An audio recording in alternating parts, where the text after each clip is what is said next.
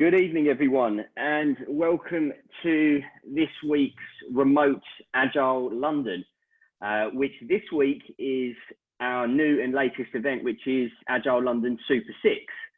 So to give you a little bit of context on the Super 6, I wanted to, we've run a number of events now, Oliver Bernard have, and a number of really successful remote Agile Londons.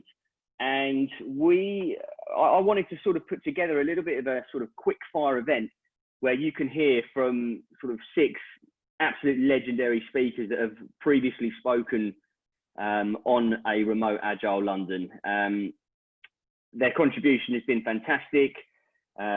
Each individual has done a fantastic talk before, drew some great questions from our audience, and just, you know, they've really been a great attribute to the sort of Agile London brand. So I wanted to pull them all together, create one event where you can listen to 6 speakers at 6 p.m. on the 6th of the month for 60 minutes, hence the Super 6. So what we're going to do tonight is we're going to go straight into it. Now, the speakers have got 10 minutes each to speak, and due to the fact there's 6 speakers that will all probably draw pretty good questions from all of you, what we're going to do is, if each speaker has time within their 10-minute time slot and you have a question for them, I'm going to allow them their remaining time to answer any questions. So if at any point through a talk from either Ben, Nancy, John, Emma, Anikh or Jana, please fire a question to me privately in the chat and I will ask that question to them within their 10-minute time slot. As I've said, I'm sure because I've got 6 speakers on and you are such an enthusiastic audience, I'm sure we'll have loads of questions and we could be here all night. But as I say, this is a quick fire event where I want you all to be able to hear from 6 great people within the Agile world within the space of 60 minutes. So we are going to kick off. So our speakers this evening, Ben Maynard, Nancy Evbuomwan, John Spruce, Emma Hopkinson-Spark, Anikh, Subhan and Jana. Up first is Ben Maynard, and his talk is Politics Matter, Why a Scrum Master Needs to be a Master of More Than Just Scrum. So Ben, over to you. Thank you very much. So full disclosure, I'm at a client site. So if the cleaners come or my internet connection drops out, I apologize, I will be back. So I want to talk about a topic which I think is, I found quite fascinating when someone first said to me the Scrum Master role is an inherently political one. So I've been mulling that over and wondering, okay, so is it, how much of a master of politics should a Scrum Master be? And so I'm going to try and be brief and within 10 minutes talk about what I feel are the most salient points to this. So first of all, I'm going to talk about politics, what I mean by politics and why they matter. Why the role of Scrum Master is inherently political, and this is something I got from Boz Vodder, so the co-creator of Less. I want to look at some patterns, so I can help you understand some of the patterns when they're at play, and then look at what can we do to work with some of those. So try and give you as much useful stuff as possible. So I think there are many definitions of what politics really mean, and I think this is the one that I found most useful. And it's basically saying that when people use their power or social influence to achieve their own goals, when the officially sanctioned means and normal ways of going about things are unavailable or just undervalued. So basically when people want to sneak around in the background to achieve their own goals. So a lot of this really has to do with the status quo, not the band, but the kind of the status, the point at which we find most organizations. And changing the status quo is hard. As humans, we really like to maintain a certain level of stasis. If you may be familiar with the term homeostasis, which is our bodies keeping an equilibrium, that's how we maintain our temperature. It's how we kind of, how our bodies kind of exist as a lovely system. But organizations are the same, people are the same. And it's often said that whilst people don't mind change, they just dislike changing. So change is really hard, and when you're facing the status quo and you're a Scrum Master trying to change that, people will feel challenged.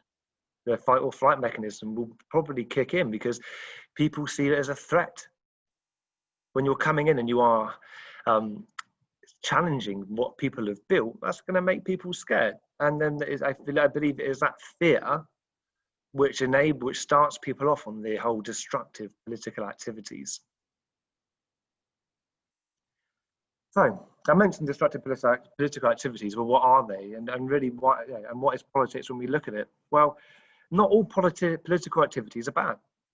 Political activities which are actively working towards a shared organizational goal are useful. So if you're trying to work towards a shared goal and you're not using sanctioned means, and maybe you're going a bit off piste, but your intentions are good and you're having open group discussions and you are giving and receiving favors, if you're looking to build informal consensus, right? These are all really positive things. They help create a shared understanding and shared goals. And if we're assuming positive intent, if we believe that people are generally good and they're trying their best, then we embark upon activities which are quite beneficial from a political perspective. When it all starts to go awry is when we head upon destructive political activities. And these are activities which destroy meaning, and often through creating isolation and silos, we try to perhaps avoid conflict and destroy shared understanding. And this manifests as gossiping. You can see that I've left the standard boilerplate text now. I'll update that before I send out the real ones for you. But gossiping is a very destructive thing when you're talking about other people. When you factor into that things like exaggeration. One situation I had once with a head of engineering, he told me no teams have met their sprint forecast. And I said, well, that's very strange, because I've got the data and I can see that most teams exceeded their sprint forecast. So is that what you meant? He was like, oh, no, it isn't what I meant. No, I must have had the wrong information. But because of that exaggeration, or perhaps the lying that he was doing, the assuming of negative intent, people hooked onto that. And if people are feeling threatened and they see glimmers of things they can get behind to then further kind of discredit the people that are pushing the alternative view of things, they'll probably get behind it. So destructive political activities are dangerous. And yes, there's the ones you see here, but there are others. So whenever we see people talking about others, hiding information, lying, gossiping, exaggeration, negative intent, these destroy activities to create shared understanding and shared meaning and work towards a collective goal. So why is the Scrum Master relevant to all of this? Right? And this is something that I really had to ponder about. Now, I kind of see the Scrum Master as having to do a number of things. And this may differ to your understanding, and grab me offline, get me through LinkedIn, and we can have a chat about this. So I'd love to hear the people's opinions. But I really think the Scrum Master should effectively have a vision of creating compelling reasons for people to want to keep and support the whole, right? To actually make it, like, give people compelling reasons to want to use Scrum, to want to go on this change, not just be an agitator or a disruptor, but actually give people compelling reasons why I should get on this journey. The Scrum Master, as far as I can see, isn't there to just help the team. It's there to help the whole organization.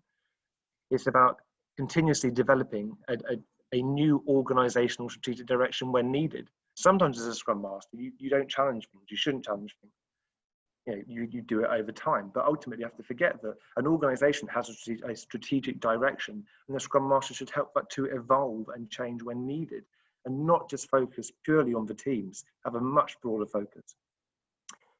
And importantly, challenge the status quo, sharing observations, sharing their expertise, being recognized as the expert in all things Scrum and Agile is massively important for a Scrum Master. And I think this is what a Scrum Master should do. But when a Scrum Master does do these things, what we can end up with is fear. Right? We get fear because the status quo is being challenged. Right? And so we get fear in one aspect because we create transparency, and transparency can really suck for people, especially when it doesn't tell the same great story that they've been telling to other people. People often look to complain that they can't use Scrum, it doesn't fit their organization. Absolutely fine. It probably doesn't. That's kind of the point of it. Scrum isn't there to solve your problems. It's there to show you the problems and help you deal with them. And that's part of the role of a Scrum Master. This is an unpleasant transparency for people. And this creates a huge degree of fear. Fear is also created because of protection. Like when you're in an organization and you're working with, say, senior leaders or managers, whoever it may be, and their career and to certain extents their personalities are built in part because of that current state of the organization, the roles they've created for themselves and the way they've kind of gone up the organizational hierarchy. If you come in and challenge that, people want to protect the status quo. it will make people fearful.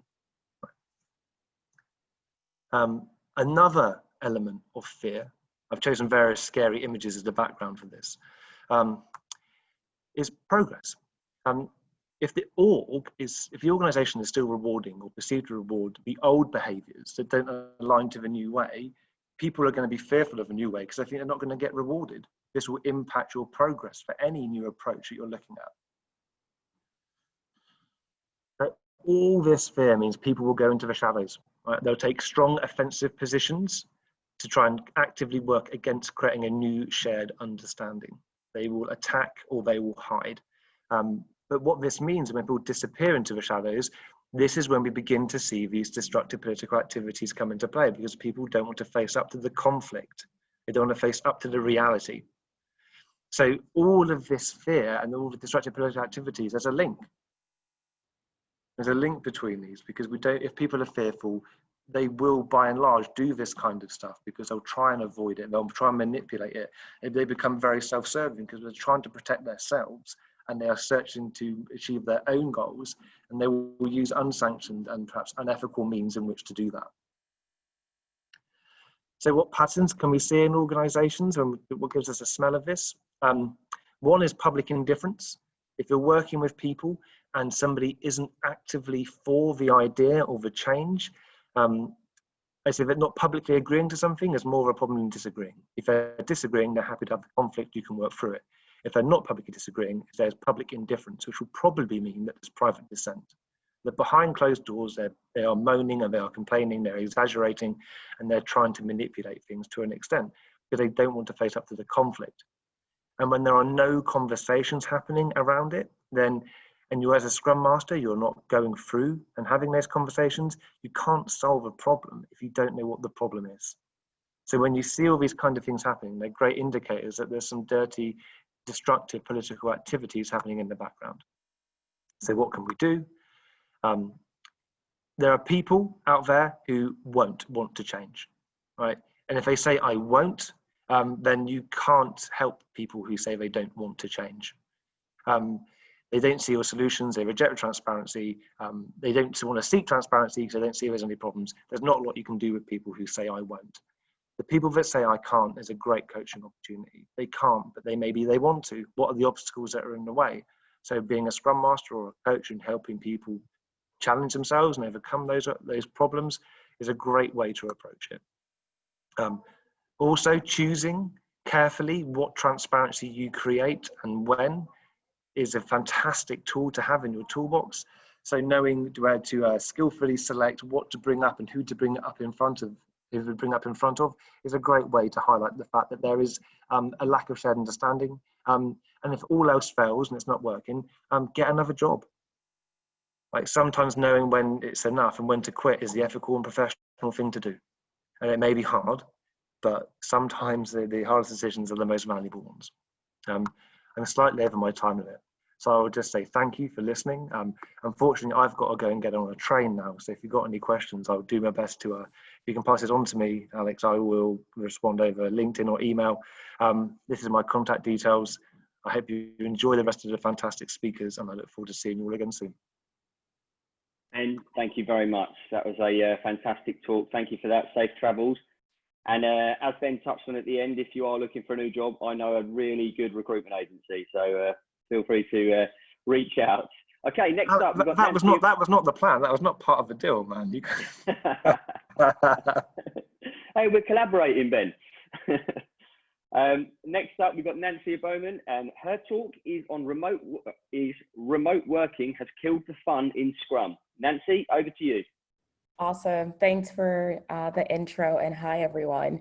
So first of all, that statement is not my personal statement. However, that statement did lead me to do some more digging into how we can foster better relationships in Scrum teams, especially in today's climate. So I think it's also worth mentioning when I work with teams, I tend to focus a lot on the interpersonal relationships that people have, because I think that is really what drives and fuels everything else. And I will go ahead and share my screen. So I hope you can all see that. Awesome. So So we're here to talk about remote working has killed the fun in Scrum. So this was a statement that was shared with me at the very start of lockdown, and it kind of put me into a spiral of panic because my instant knee-jerk reaction was, how can we make Scrum more fun? And in particular, how can we make it more fun within a remote setting? And if I'm honest, just like many of my other peer groups who I connected with, we instantly started to channel our energy to making Scrum events fun. And we instantly thought, okay, what's the quickest and most efficient, easy solution that we can think of while under pressure to make these events fun? So we started to come up with ideas like turning retrospective meetings into virtual pubs. And yes, those were really fun, as you can imagine. But after a couple of weeks, you get a bit bored of that. And then we started to turn daily stand-ups into the breakfast club. And yes, those were also great, but then after a period of time, you got bored of that. So I guess while I think that all of these efforts behind these type of initiatives are great, they do distract us from the big elephant in the room as to why people say statements like, this situation is killing the fun in Scrum. The elephant in the room is that we have overnight been essentially pushed into a situation where we are all in long distance relationships. And that by itself comes with challenges and complications, misunderstandings. And you're probably wondering, why does it even matter? And why are you tying this back to long distance relationships? Now, for me, as a Scrum Master and Agile coach, relationships that we have amongst each other within teams is literally what fuels everything we do.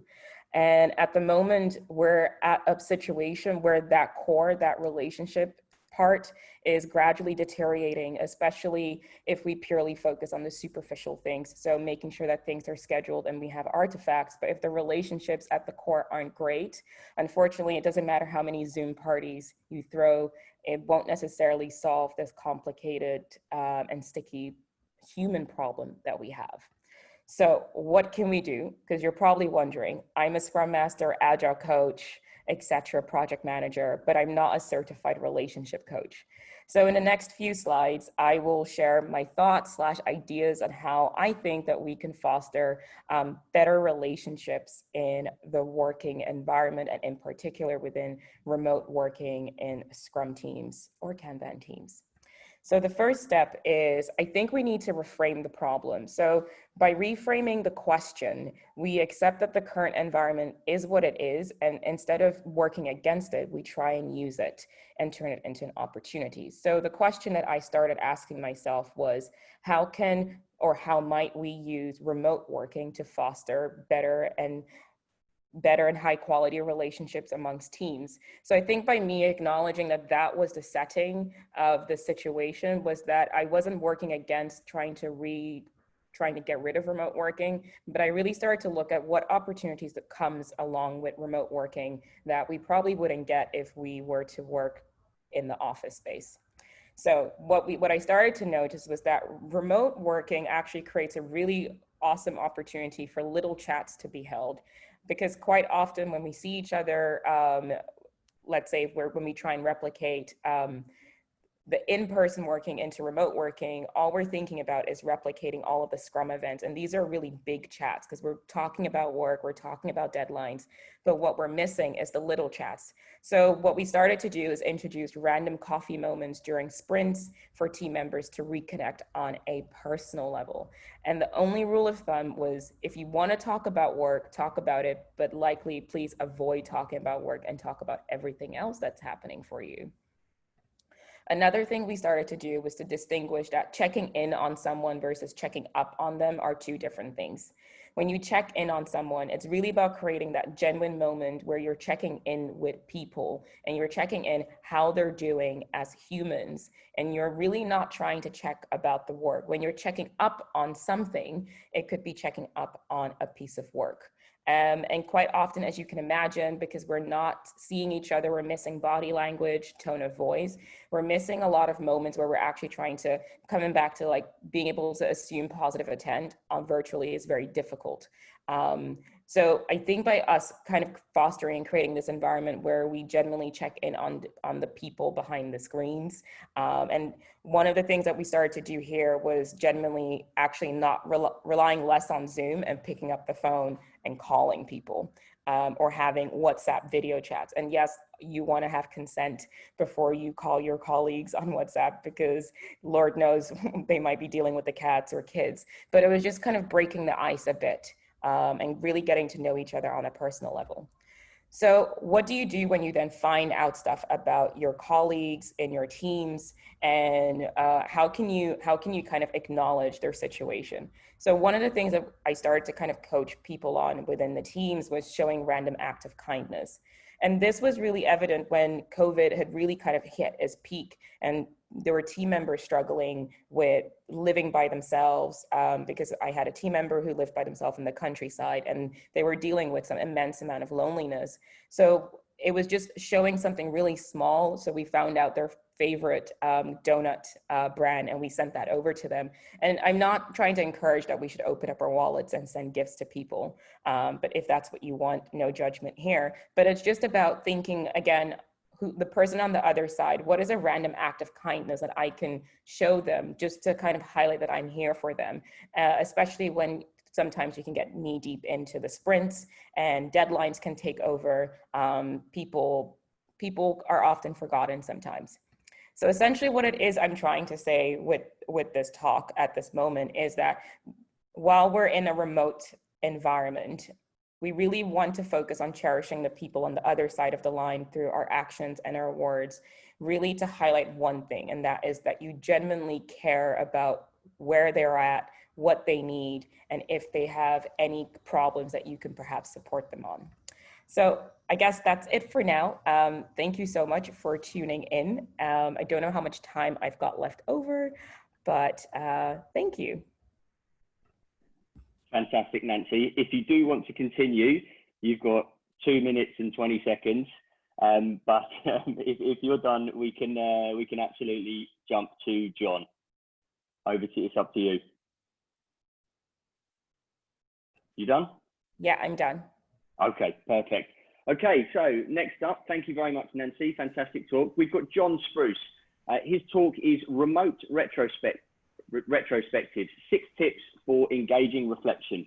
John, over to you. Great stuff. Standard check, really. Can you all hear me? Yeah, thumbs up. Good. That's all good for me. Right, I'm just going to bring up a slide deck to go through, to have a little bit of a chat through today. So my name is John. I'm an Agile coach and trainer. I'm just going to set my own time box, so I tend to talk quite a lot, so I'll run over if I don't do that. So I'm going to keep on going with this now. I'm from Agile Center. We deliver training and coaching, and part of the stuff I wanted to talk about here is, again, the opportunity that this COVID pandemic has offered is that a lot of digital disruptions happening across the world. A lot of people are working remotely and working from home.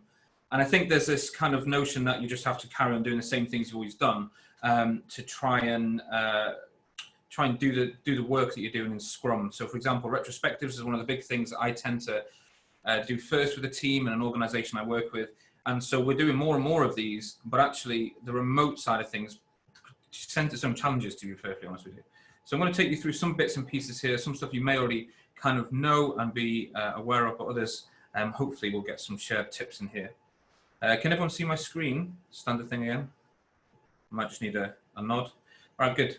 So safety is the first thing that we want to talk about. I think it was just a little bit of a conversation there about how people feel.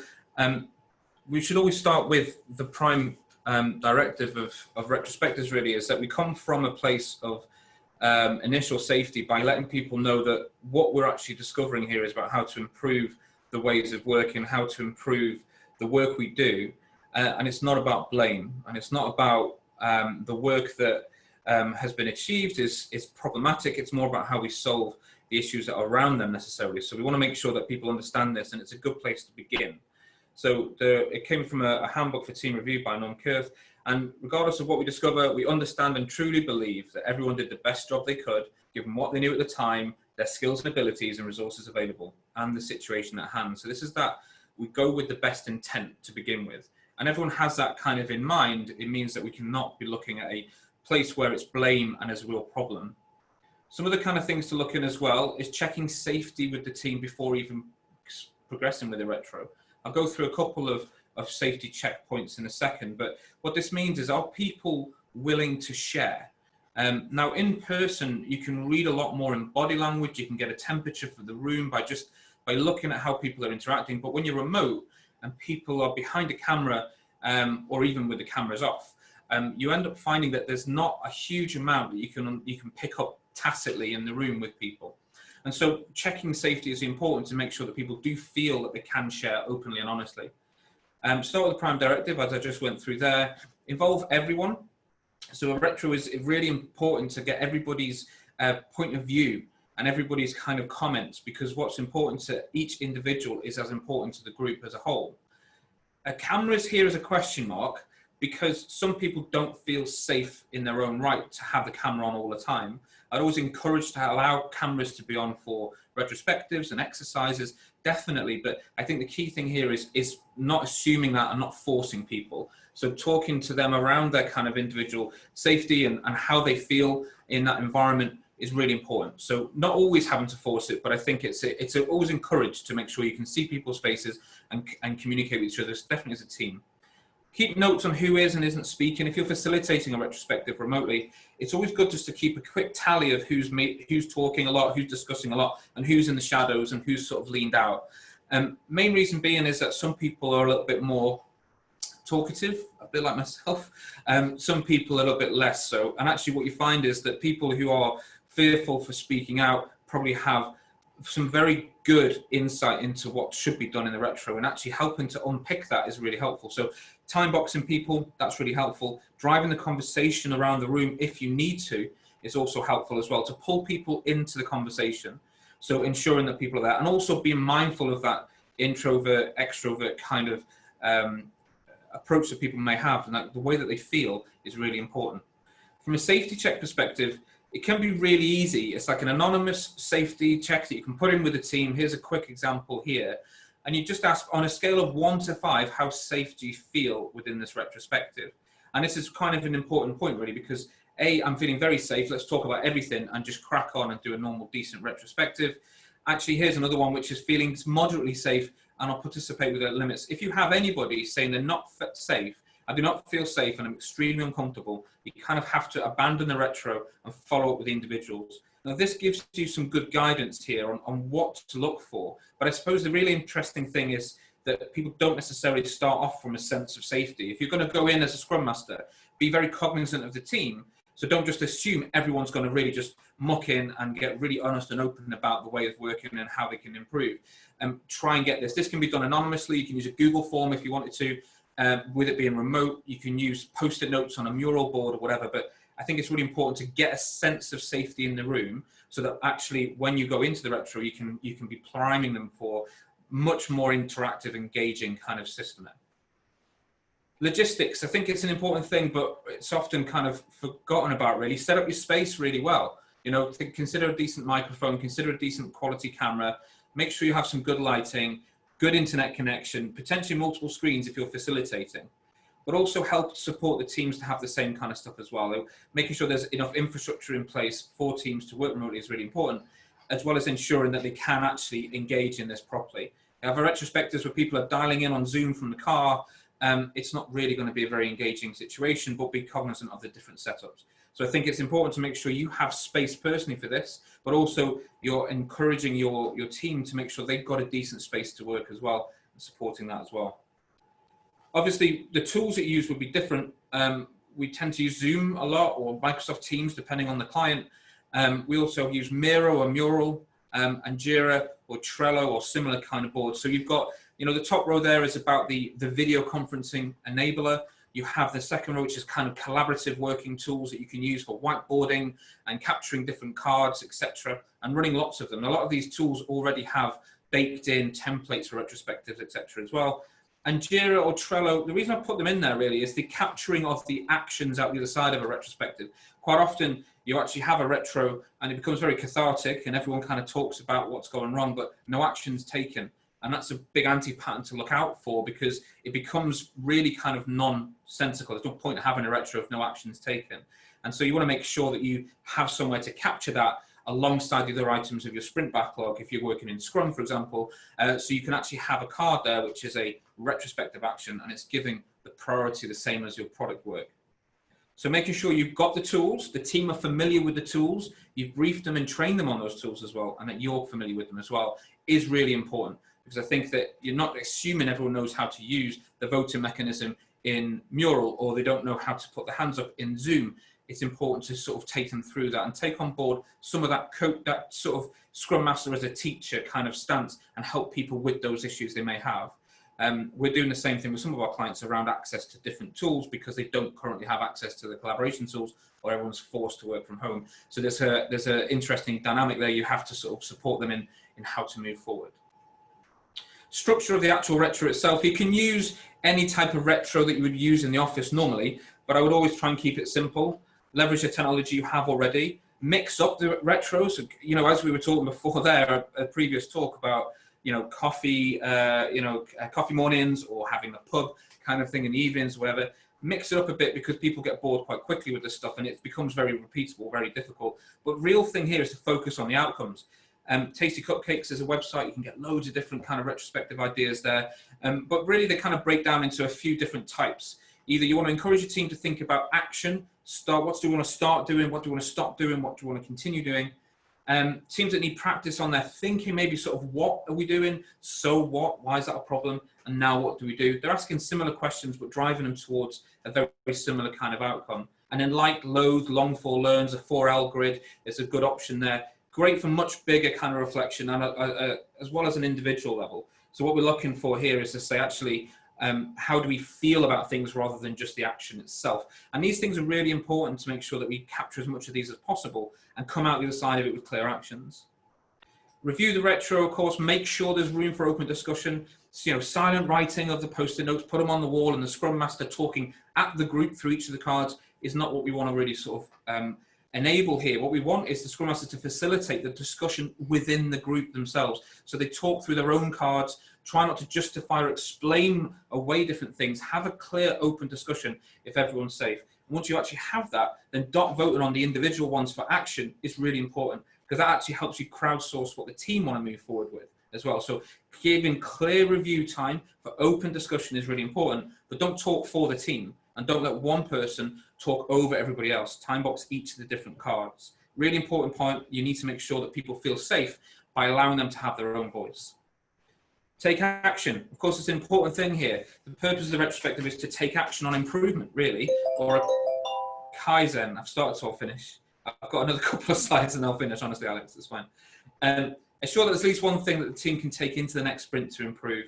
And these Kaizen actions should actually be treated as first-class citizens in the sprint backlog. So what this means is that you don't just leave it on the sticky note on the wall in the retro room. Thanks very much, everyone. It was really good retrospective.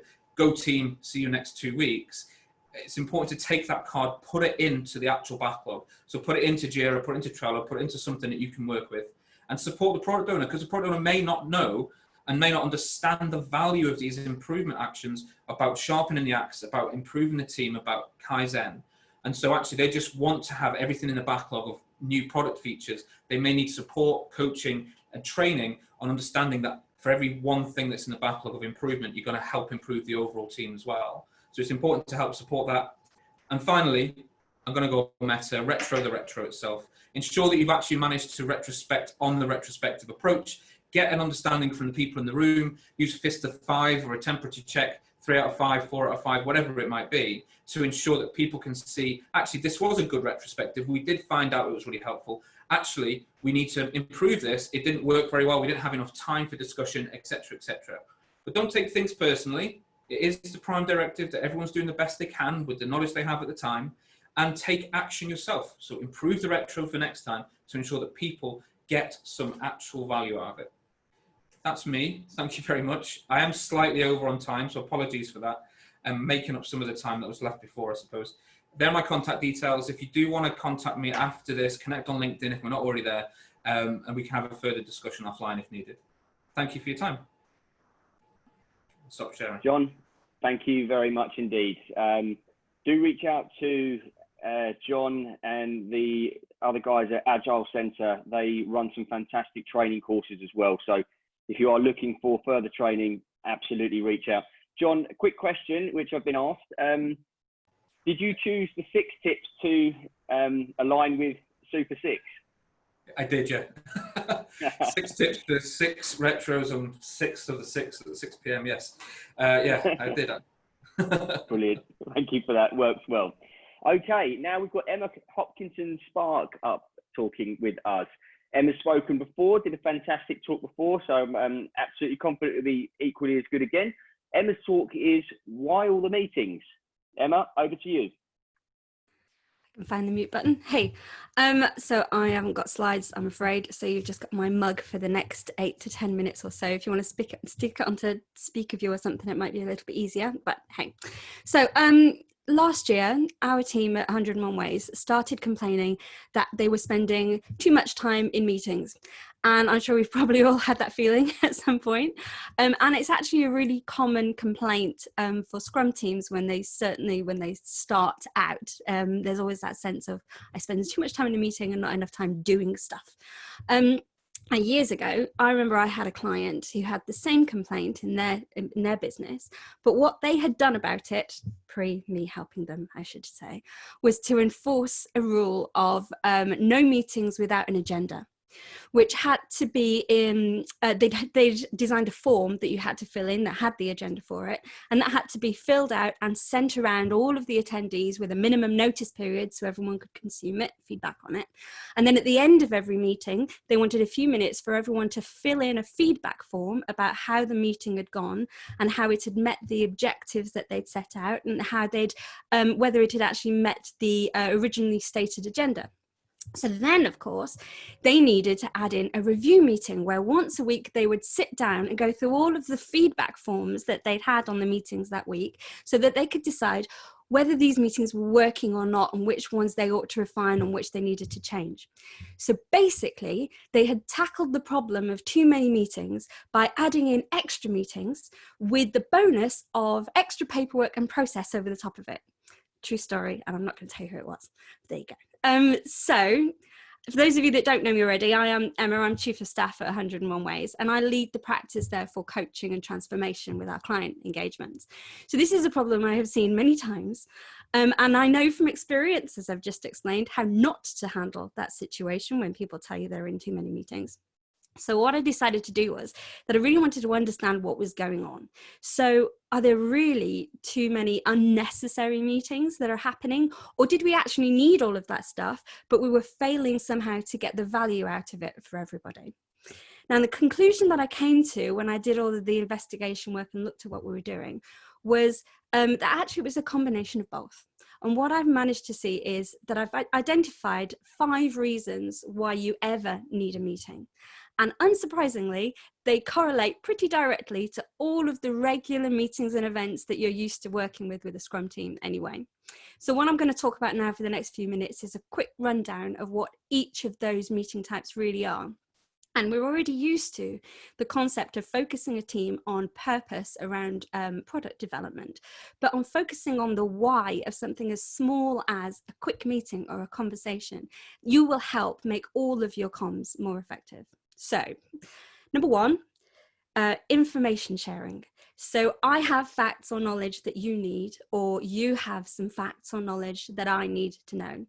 And how often, though, have you been in a meeting and then been talked at for about an hour and then left the room thinking that could have been an email? Well, that was an information sharing meeting, no doubt. And that's how I would categorize that one. Number 2 is tactical collaboration. So actually, how are we going to work together now to achieve a goal, to solve a problem, or to get something done? Before I move on to the others, it's worth saying that this is one of the most common dysfunctions that I see in a Scrum team, is when the daily stand-ups have become about information sharing rather than tactical collaboration. In fact, it's a really good example as well of why having an agenda isn't the answer to having a productive meeting. So you could think of that quick 3-question format for a stand-up as having an agenda. So you know how long this meeting's going to take, you know who's going to speak, and you know all the talking points that are going to run through for each person. But how often have you been to a stand-up that goes something like, yesterday I worked on Jira 24657 and I checked in the code for that bug, and I paired with Fred, and I had 3 meetings with product, and today I'm going to pick up something else, no blockers. Now, that to me is just not valuable. The point of that daily 10 or 15 minutes that you've got together is to agree as a team how you're going to work together in the coming day to achieve the goal that you've given yourselves. Okay, so number 3 is planning. So this is now just looking that little bit ahead. Is the path clear? Are we able to do what we need to do next? So it's not like months and months of release planning. It's just that little look ahead to say, do we know where we're going? Is it okay? Can we clear a path for it? Number 4 is alignment. So this is that rallying cry of getting everybody bought into a goal and a vision, and making sure that they're able to then pull together and figure out how they're going to get there. It's worth pointing out here the difference between getting alignment and back to information sharing. Telling people a goal that you have decided is not the same as getting buy-in, and it's certainly not guaranteed to motivate a team to any sense of collective ownership around delivering against that goal. Number 5 is improvement, which is just what John's been talking about. So this is your retrospectives reflected in Scrum. And at some point, you really do need to pause, take stock of how things are going, and then make some adjustments in order to make sure that you are still making things better. So I started off by saying that our teams were feeling that there were too many meetings.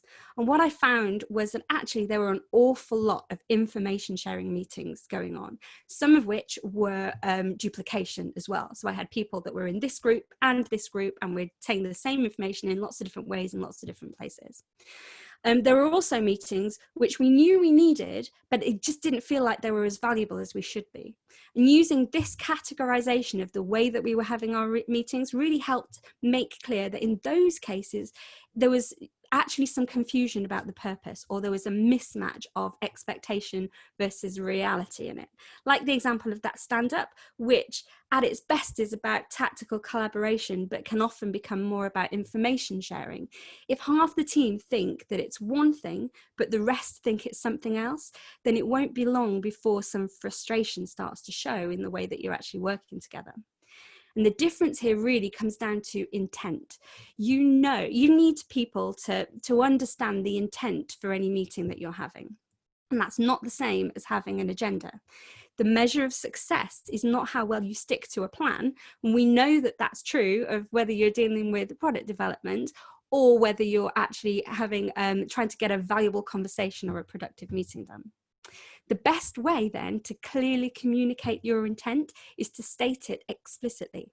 So now when we're having meetings, we are explicit about the purpose for it. This meeting is about alignment. We're going to talk about our future goals, and we're going to make sure that everybody is bought into getting there. This meeting is information sharing. There's just a lot of stuff going on right now. Let's get everybody's thoughts out in the open and deal with it from there. So I'm going to wrap up, because this is a short one, you get all your time back, by saying that actually all of the meetings that you need, and I did a lot of thinking on this, I'm a big overthinker, all of the meetings that you can possibly need, and all of the meetings that happen already in the course of working with Scrum, can be summed up into one of those 5 whys, actually, which is information sharing, tactical collaboration, planning, alignment, or improvement. So be explicit with people about which one your meeting is really about. And if and when you start to see those regular meetings becoming less effective, check back in on that. Is the purpose right? Is it trying to be lots of those things all mashed together and leaving people confused about what value they're actually getting out of that session? If you want your conversations to be valuable and worthwhile, you don't need an agenda, you just need a why. And that I will hand back to Alex. Emma, thank you very much. Been meaning to ask actually, how's the new puppy?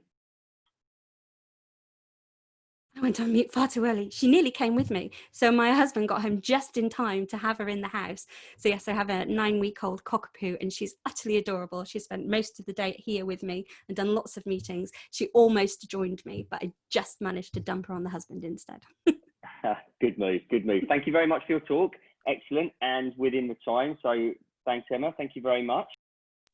Okay, so we next have Anikh Subhan, who has also spoken with us before, another fantastic talk. And Anikh's talk is the 6 hats a Scrum Master wears. Anikh, over to you. Thanks, Alex, and yeah, thanks to all the other speakers so far. It's been great to hear some of those insights, and yeah, thanks for everyone for joining as well. I just need to give a quick shout out before I start to Christopher Phillips, because I think early on I caught a glimpse of a fellow Liverpool fan in the background there, just giving him a high five. So good to see some other fellow Premier League champions there. Alex, I don't know why you got your hand in your head. What's wrong? Anikh, I'm a Man United fan. All right, well, we've waited long enough. Exactly, yeah. It's about bloody time we got our turn. Exactly, it's definitely our turn now. But let's move swiftly on then before me and Alex have much more of a debate on that. Yeah, I can still remove you from this chat, by the way. Okay, touche. All right. So on to the 6 hats then that a Scrum Master wears. And I really want to say that I chose 6 also because of the Super 6, but actually I didn't. And you know what? It was meant to be. So I'm glad that worked out really well. So Scrum Master, as we've heard, and as a lot of us are aware, it's a crucial role within a team. It's a glue. It's the thing that's holding the team together, especially in those early stages of a team's forming phase. And the thing about Scrum Master is, they're constantly switching, between many hats, lots and lots of different hats. And I'm just going to talk through what I feel are the 6 kind of key ones, and the 6 kind of main ones. And for me, they are being a leader, being a teacher, being a coach, mentor, facilitator, and quality guardian as well. So let me just step through each of those just briefly. So as a leader, Scrum Master is very much a servant leader. Within Scrum, we're all kind of clear on what that is and what that means, and that is them kind of doing what's required to make their team successful. They're helping to remove blockers, they're helping to address key challenges and clear a path forward for a smooth delivery by that team. They're also providing the core leadership that's required then for that team to move forward. And this includes bringing all the disciplines together and all the roles that are within that team. So, it covers developers, analysts, designers, QAs, all the kind of, different roles that make up that cross-functional team. So the second hat then is teacher or trainer. A Scrum Master is often acting as a part-time teacher or trainer for the team and also the wider organization. In the early days of a team, they may need a little bit more guidance, a little bit more reiterating some of the stuff that they may have been taught from the Scrum Guide, for example. Maybe it's other principles, but especially as they're learning the foundations as a team are new and working together in a new phase, that reinforcement is absolutely key. Later on in that journey, the rest of the organization then may need more of that teaching and that support and that training on Scrum and Agile. The Scrum Masters are looked at, as experts and as people who, are the go-to people, for anything related to Scrum and Agile. And so being experts in the field mean that, as that team matures, it becomes a little bit less teaching and a little bit more coaching, which takes us nicely onto the next hat. So as a coach, as a Scrum Master, they may be seen as a coach. They're often seen as a coach for the team.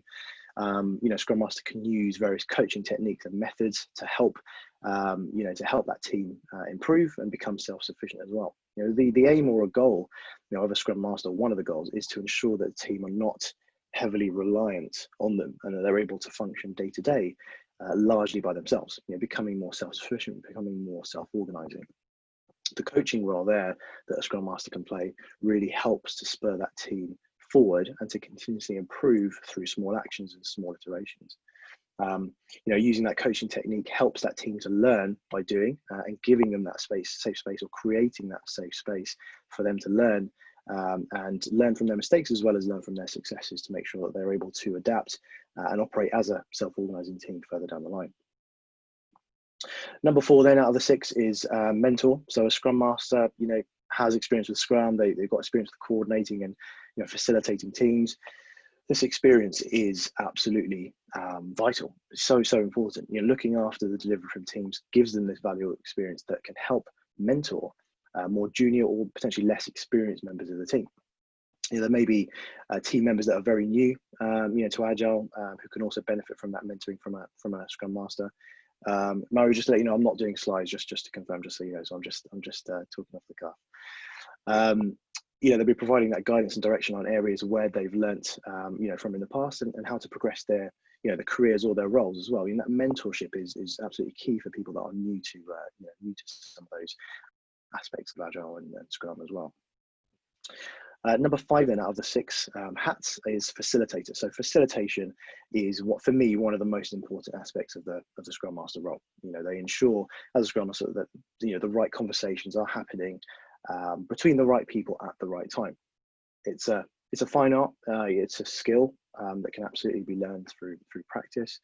And when facilitated well, a team can really accelerate their continuous improvement, cutting through the noise and getting to a validated and successful end product at the end of that journey. And facilitation here is not, as it can be interpreted quite widely, it's not just within the Scrum events, it's between and around each of those events too. It's the ad hoc discussions that take place within the team that can help teams make well thought through and rapid decisions. For example, back when I was a Scrum Master at Sky a few years ago, I was helping to make sure that our team was becoming as cross-functional as possible. So that meant enabling, a smooth delivery by bringing in some of the UX and UI designers into the conversations and into the team as well. So actually sitting with the team, pairing with developers, working on emerging the design, emerging the product, together. And also vice versa, bringing the developers into some of those design feedback sessions too, because what that helped was them to be able to collaborate quite closely and have some of those decision-making conversations collectively. And with that key facilitation, what that does, it unites that team as one delivery unit as well. So then number 6, then the final kind of hat out of these 6 is quality guardian. So Scrum Master is the one that upholds those standards, the principles and the ways of working for the team. They're shielding, they are protecting the team from unnecessary pressures and any unnecessary pressure and noise. When shielded, then that team can deliver to the best of their ability. But if they're under pressure, or not necessarily under pressure, but under unnecessary pressure that's not always required in terms of getting through to the team, then they may be tempted to cut corners and succumb to potentially made up deadlines, which I'm sure some of us have experienced. So those are the 6 kind of key hats. So in summary, that was leader, teacher, coach, mentor, facilitator, and quality guardian. So there's lots of hats, like I mentioned, that Scrum Master wears, switching between them all the time. And these 6, like I mentioned, they're just a snippet of them. And as I'm sure you will come across, different flavors of Scrum Mastery and different hats in your time.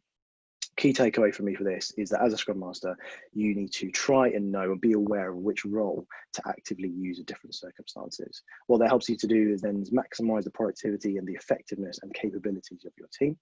And it also helps to become more aware of which hat you sometimes subconsciously switch into and learn as well. So that you can figure out, is that the best approach? Do I need to switch into something else for this particular scenario? Scrum Master, absolutely vital, multifunctional, core role to any delivery team, which can't be underestimated, but also one that has lots of different details within that role under the hood. And that's me. Anikh, thank you very much indeed. Really enjoyed that one, despite the shaky start about our football team. It pains me to say, but congratulations. Fantastic. Thank you. Well done. Thanks, guys. I appreciate it. Okay, thank you very much. And to close off the Super 6 event for us tonight is Jana. Again, it's also spoken before with fantastic talk. And Jana's talk tonight is top 3 Scrum Master techniques. Jana, over to you. All right. Hey, guys. So I will have slides. Don't stress. I'm one of those people. They're more visual prompts. You get a copy at the end. It'll have extra tips and tricks for you. So I'm going to share my screen and start my timer. And let's get ready. Obviously not 6. I'm doing 3. I was last. Had to cut it in half. We are where we are. So let's get ready and off we are. So the 3 key tips, I just want to talk first about actually the word technique. And the reason being is there's 2 meanings. And as a Scrum Master, I realized something when I started my journey, because I started my journey as in Scrum and became a Scrum Master. And it was kind of like Harry Potter. Overnight, I had moved from my project management job with a client and was told I'm a Scrum Master. And it was almost like being Harry Potter. It was like, Harry, you're a wizard. And in my head, I'm like, okay, what the crap does that mean? And I just want to explain the 2 meanings, because at both times you could be a Harry Potter. Congratulations, you've started your journey and you've been mapped as a Scrum Master.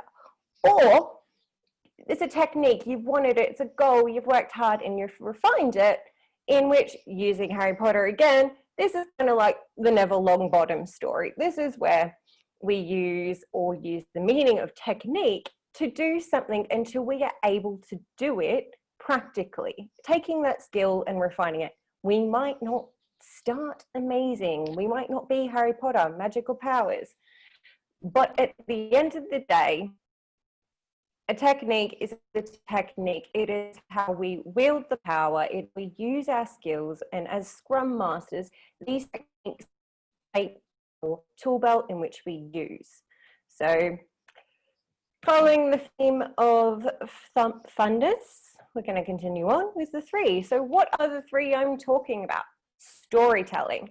If you're a Scrum Master that needs to achieve mastery, you are the hero in your journey, being your career journey, and leading that team through each sprint, through each battle, through to each goalpost, to get your team to win, to get the outcome. To do that, you must use storytelling, your stories, use personal stories that you've got about the team, use everything to bring it alive. And before, as I were talking about, you don't want meetings for meetings, to share information for the sake of sharing information. As humans, over time, we share information best through storytelling. 2, swarming. Not only do animals and fish do this, it's a fantastic pattern as a Scrum Master. It allows you to pull a lever and to get an outcome, to reduce WIP, and enable the team to start achieving, especially when something is blocked. Number 3 that we're going to talk about is my patented super copy top secret technique, and I call that stopping the zombie apocalypse. So if you haven't fallen asleep by the time my 8 minutes is done, we get to talk about number 3, which is the super secret Scrum Master formula, stopping the zombie apocalypse. So let's get started. Number 1, of all the storytelling techniques, especially with the up and coming of design thinking, it is overwhelming. If I have to hear one more person going, storytelling for effective leadership, what does that mean? And I am going to give you that secret tip. If you are going to tell a story, if you are going to lead through storytelling, it must be authentic. You have to show up as the Scrum Master, being your authentic self. Put your flavor into your talks.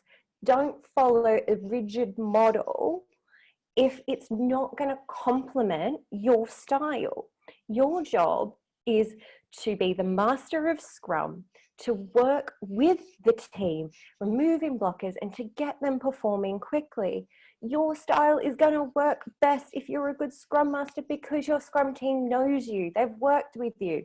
Vice versa, if you're joining a new team, make your stories personal. Find little bits of information about the team member. You saw Alex do it before, referencing Emma's dog. These things make it personal, it makes it inclusive, and it adds a bit of life to what would effectively be a bunch of information in a talk with a framework, giving it to the team with some requirements. We do some stuff, lots of meetings, hopefully less. We get some output of value, we get the feedback, and around we go. Very mechanical. You as a Scrum Master bring this greatness to life. It's about creating purpose, and it is greater than your team. As Ben mentioned before, it's about taking everyone on a journey, but it's about the organization, not just you and your little world. Make it visual. However, using visual language, we are remote right now. Where we can, make it visual. Where we can't, use visual words. What do I mean by that? Use things like, today the sun is so shining and it's amazing. Let's take that amazing energy, put it into our Scrum team and discover new outputs. I don't know. However it works for you. Other people like to theme their Scrum teams. This is where we see team names, and then we start seeing little characters in Jira or any other tool. And this is where we see things like League of Legends, Pokemon, anything. So make it visual, make your story personal, and create the context around which your team's going to support. They're going to support you, the product, the customer, and the whole value and flow. Lastly, put surprises. When we are teaching as Scrum Masters, we are both being a Scrum Master, mastering to uphold the framework in Scrum with our team, but we're also trying to get our team to go quickly. And so expect surprises and put those surprises in your own storytelling to refer back to your team when you are reminding them of maybe a new pattern, maybe it's the overrunning daily stand-up. Throw in some surprises of some stories where maybe they haven't expected or seen that. Throw a surprise in that it doesn't have to always be this rigid way of doing things. Put a fist of 5 in there. You can come up with ways, but most importantly, have value. Find the value. And one last little one on storytelling. Omit any irrelevant detail that doesn't add value to the conversation. If you're not getting value from what I'm telling you to get my point across, admit it from your own storytelling, and keep it high level, because the higher the level allows people to put their own labels, put their own context and meaning, and you'll have higher acceptability, especially when we're looking at techniques that might not be working in the Scrum framework. Maybe we're pulling out the stand-up. Don't go into too much detail, keep it high level and play it back to them. 2, swarming, kind of two sides of the coin here. On one side, we have Jess Sutherland, who is just a link from his talk about swarming your way to done. If everything is in progress, you are now individualizing from the product backlog item. Scrum Masters, keep an eye on this. Keep an eye on the flow of value. Keep an eye on the future, on the sprint. Understand the patterns that your team has and recognize when to swarm before everything is in progress where possible. Whether this be WIP limits, using rule of thumb, making sure that the team trying out new ways of working with each other to make sure not everyone's got their own little story. But most importantly, remember, it's about achieving the goal. One way you'll find when swarming is more necessary for things that aren't unseen, tech debt, maybe there's a Sev 1. I'm talking about you've done a clear planning, refinement, you've started your sprint, and all of a sudden everything is in progress. You're already past week 1, what's going to get closed? There's a bad smell already by that point, and that is, how did we get from talking about a goal or an output in Scrum all the way across to everything in progress and nothing achieved? Swarming is that technique. It becomes natural for the team. Help coach your team into this. And how could swarming be used to maximize flow of value? Focus on one piece of flow. Is your product increment that you're building, that piece, that output, that value, a single piece of flow, or did we build other pieces of work streams into that unconsciously or subconsciously? We didn't talk about it. talk about this in the refinement, bring it in and go, is our product the one output? Check your backlog. On the other side, I've got Jeff Peterson. He talks about this around diversity, especially as a psychologist. And I just want to point something out here. Equality of outcome is bad. What does that mean? If I have to hit 20 story points because I have to hit 20 story points, I'm going to pull in 20 story points. You're maximizing equality for outcome. And if every team is expected to do 20 story points, because let's do collective velocity here, you've set the wrong status quo. Rather, when we talk about swarming, especially if you're working in a team of teams, it's about equality of opportunity. As a Scrum Master, does my fellow Scrum Master have the same opportunities as me to swarm on that hierarching vision, product, and problem that we're both jointly working on? What are their blockers? What are my blockers? Because as Scrum Masters, we have to sync as Scrum Masters to make sure there's equal opportunity to swarm on the key value, but also equal opportunity to voice what we think is blocking the flow and where we need to swarm. There's always going to be that louder person that's like, I know the best, and everyone else goes, and we're all going to follow. And it's a bit like lemmings. You don't want one lemming always leading everyone off a cliff, or you'll never get past level 1. Finally, the patented zombie apocalypse, the tricks, the tips, and I've brushed on it before, refinement. Rogue stories that belong to other features or PDIs. I call these zombie stories. They will kill your team, they will kill your output, and they will kill your quality. These are the 3 smells. Will the stories cause context switching? Did you put context switching into your goal? And finally, if it's been cloned more than once, ask why. We're using tools like Jira, and so many times, if you're a Scrum Master and you're finding you're cloning and you're only changing the acceptance criteria, it's probably not the best idea. Ask why. What is the value? And do not pull back in stories from a different feature as a tiny little one that we're just going to fix. And then it doesn't disappear from 3 sprints.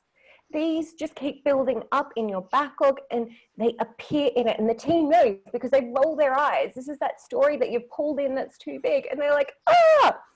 We've been working on this forever. No, we should have got some valuable output after the first sprint. It shouldn't feel like we're working on this forever. You are the hero as a Scrum Master taking your team through a journey.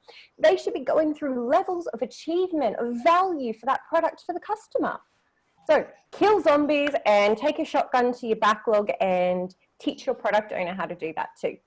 That's the most thing. That's all about me. Let's whack on. Some tips at the end of the slide, some links and some extra learning. I am done. And if you want to learn anything else about techniques, that's a really great book. Jana, thank you very much. And thank you for the plug where I brought Emma's new puppy into it. That gives me some confidence that one day I might actually also make a good Scrum Master or Agile coach. Okay, so thank you very much to all of our speakers this evening. You know, a big thank you to Ben, Nancy, John, Emma, Anikh, and Jana. As I say, they've all spoken before, and I think we can all agree that tonight's Super 6 event was equally as good. I wanted it to be rapid fire, and it was just that. I wanted to get 6 great speakers to speak for 60 minutes on the 6th of the month at 6 o'clock, and we will definitely be doing this again. I believe my next Super 6 will be in October now, and Agile London is back next week. Now, one of my speakers for next week has just informed me today that at the very last minute, his house move went through and he might be moving next week. So do keep an eye on the Agile London meetup page for details of who will be speaking. I did put a post out today, and I'm hoping that I can still have Arif and Kewan, the authors of the Hero Transformation Playbook, speak, but it might not be the case. So just keep an eye on it. I will have an event next week. It's going to be Wednesday at 6 o'clock. So do keep an eye on that. This event was recorded. It will go up on our YouTube channel as every other event does. But once again, thank you so much for the speakers of the the debut Super 6 event. And I hope to see everyone very soon. Have a lovely evening, everyone. Thanks, Alex. Take care, everyone. Take care. Thank you. Take care. Bye. Saw it. Bing, tiny, like.